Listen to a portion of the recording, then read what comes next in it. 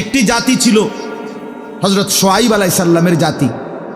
আল্লাহ তাআলা ওই জাতিকে ধ্বংস করে দিয়েছিলেন আযাব দিয়ে। কেন? কোরআন শরীফে স্পষ্ট আছে, তাদের সবচেয়ে বড় অপরাধ ছিল তারা মানুষকে ওজনে কম দিত। কোরআন শরীফে সূরা হুদের মধ্যে আছে, শুআয়ব আলাইহিস সালাম চিৎকার দিয়া দিয়া কত অনুরোধ করছে তা করে, লা তানকুসুল মিকিয়াল, ওজনে কম দিও না। ইন্নী আখাফু আলাইকুম আযাবা ইয়াউমিন আযীম, হে আমার জাতি, তোমাদের এই বদভ্যাসের কারণে আমি তোমাদের উপরে বড় আযাবের ভয় করছি। এই কথা নবী শুআয়ব আলাইহিস সালাম ওরা শুনে নাই, ওরা মানুষকে ঠকাইতো।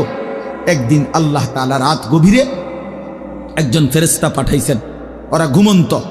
এই ঘুমন্ত অবস্থায় ফেরেশতা একটা চিৎকার দিছে, এক চিৎকারে পুরা জাতি, গুড়া গাড়া, ছোট বড়, কোলের বাচ্চা, দুধের বাচ্চা, পেটের বাচ্চা, সব উল্টায়া সব মরে গেছে, সব শেষ। ফাআখাযাতহুমুস সাইহাতু। এই জন্য বাপ, বান্দার হক নষ্ট না করা।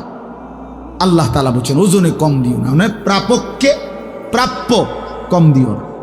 এটা বান্দার হক। বান্দার হক সাংঘাতিক, বান্দার হক সাংঘাতিক। আল্লাহ বলেন, এটা বুঝাইয়া দিছে, আল্লাহ আরো ব্যাখ্যা করে দিছে, কয় যে বান্দা আমি বুঝাইয়া কই কেমন জিনিসকে বলে তাতফিফ, ঠকানো, কেমন আচরণটা কিরকম আল্লাহ ব্যাখ্যা দিছে। আল্লাযীনা ইযা তালু আলান নাসি ইস্তাউফুন, আল্লাহ বলে তারা হলো এমন যারা নিজের জন্য যখন নেয় তখন পূর্ণ নেয়।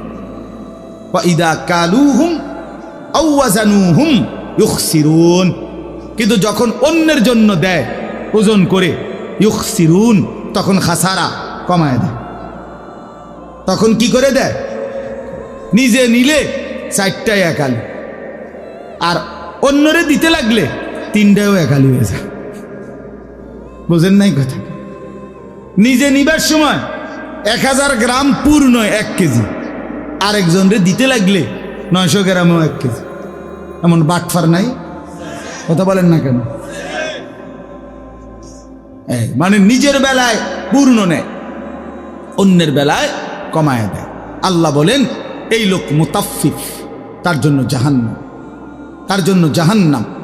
এই জন্য বান্দার হক, এখানে মূল বক্তব্য এটা, তাফসীরে আছে, বান্দার হকে ঘাটতি না করা, বান্দার হক দিয়ে দেন।